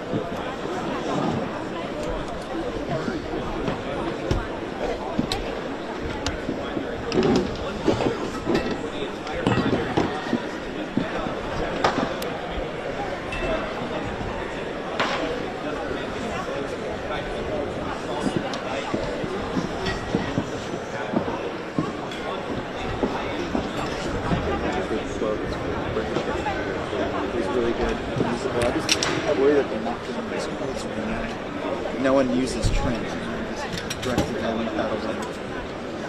It's going to be tough to pull that up unless I run to my computer.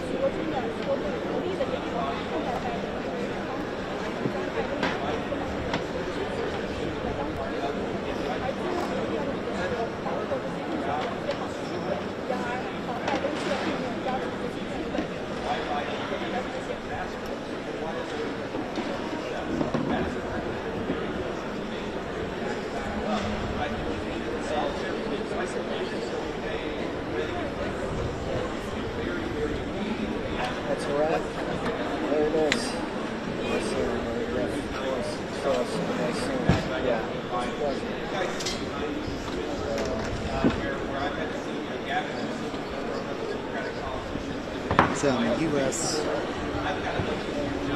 What's the main channel you guys are talking in?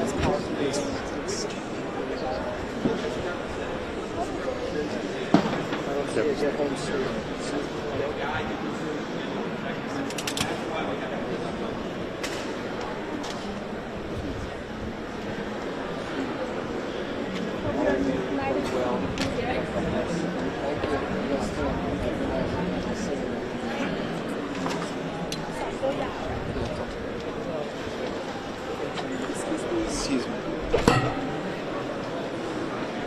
Thank you so much. I'll see you in the.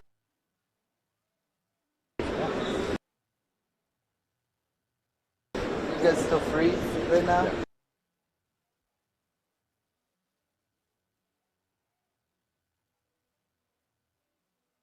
Plug and play. So hold on. You want our line view or yours? I can just literally give him mine, and he can stay connected. Why don't you do yours with your friend? Yeah. I can.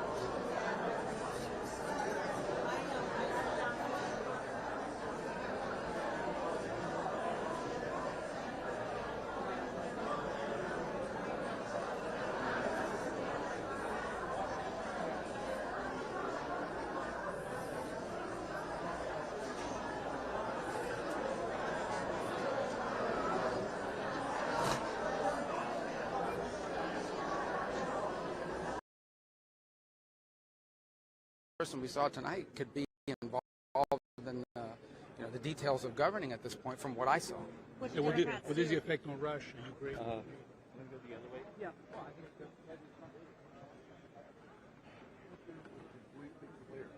Joe Biden makes your life harder and worse. Donald Trump makes your life easier and better. The good news is the American people don't have to listen to media or me. They get to look at their own paychecks to figure out which economy was better. They can look at the southern border to figure out which one was closed, which one's open, and they can look at the crime and the devastation in the streets across America and come to a very simple conclusion. We need 4 more years of Trump. Senator, do you think this debate will swing any voters?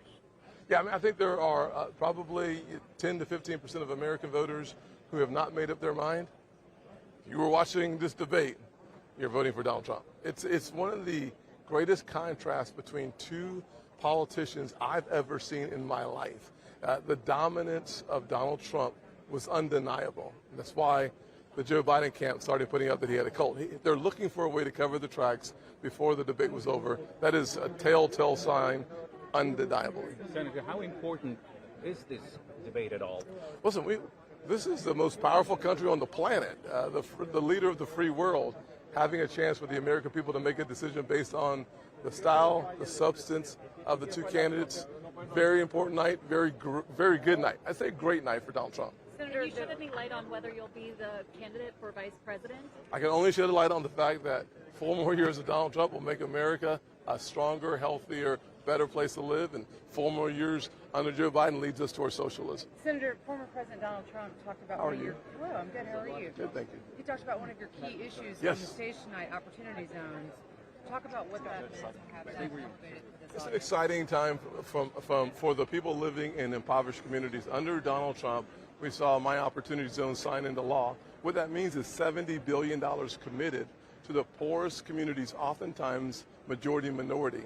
$70 billion has led to, in those communities, about an 8% wage growth versus 3% outside of the zones, 20% appreciation in your property values, and the restoration of hope. It was a really good 4 years for people who grew up like I did in a single-parent household mired in poverty. So talking about opportunity zones is talking about perhaps the most powerful force for good from an anti-poverty focus on the private sector we've seen in my lifetime. Have it been personally to get a shout out from the stage? Listen, it's always good to hear your name called if it's called in a positive way, but bottom line is it's not about me. It's about what can we do to make sure that the American people experience their version of the American dream, and that's what we should all be focused on and working towards. Thank you, So guys. it's a really good night.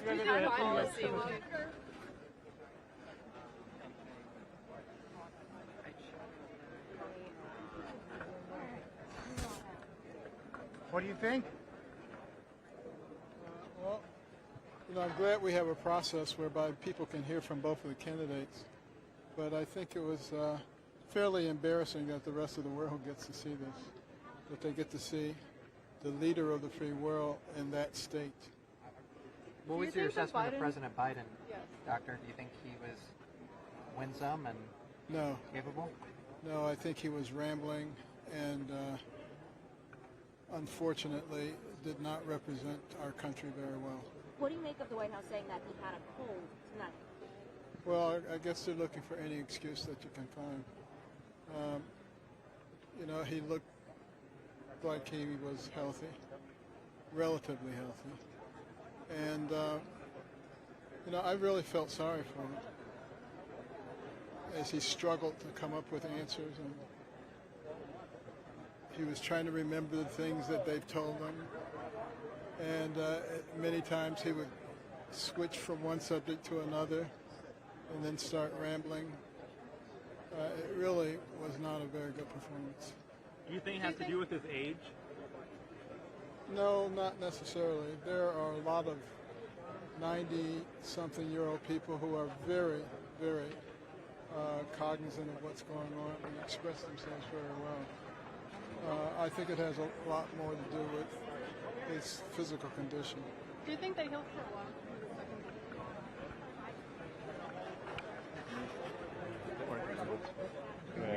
Who is this? Where are we? Gavin's over there. All Okay, yep. All right, let me see.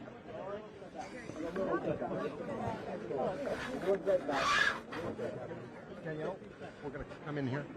Sorry. We'll come back soon. Don't press. Where are you? Put your camera up high. It'll be good. That'd be great, guys. 15 seconds. Everyone take a step back? I'm being pushed. 15 seconds. All right, guys, and we're going to Hey, 1 second. 1 second, guys. We'll do it after. Go. Great. Proud to be joined here today with members that fully represent the rich diversity of the Biden-Harris coalition. Look, tonight, I think what you saw, again, what we knew what we were going to see coming into the night, which is a very clear contrast, a very clear choice in this election. What you saw out of Donald Trump tonight was a man who took the stage and lied the entire night, grew increasingly unhinged throughout the night, and reminded the American people by the end of the debate exactly why they fired him in the first place 4 years ago. In contrast to that, you saw President Biden take the stage and did exactly what he did over the course of the last 4 years, fight relentlessly on behalf of the American people. He fought through a cold, and he made the case for his historic record of accomplishment, everything from 15 million jobs, 800,000 manufacturing jobs, the work that he has done since the day he took office to lower costs for Americans, capping the cost of insulin at $35, the work that he's done to cap prescription drug costs out of pocket for our seniors at $2,000 annually, the work that he's going to continue to do in his second term. In Donald Trump, you saw somebody who repeatedly refused to say that he would accept the results of the election once again, the same way that he did so in 2020. We saw the way that played out most violently on January 6th. He is all but promising to do that again if he loses this election again. He's already spent his months out on the stump saying that there's going to be a bloodbath if he loses this election. He reminded the American people in prime time of that very pledge tonight. We saw him talk about the fact that Roe v. Wade, the overturning of Roe v. Wade, was a great thing. Once again, as he is out on the stump every day talking about the fact that these extreme state-level abortion bans are playing out brilliantly.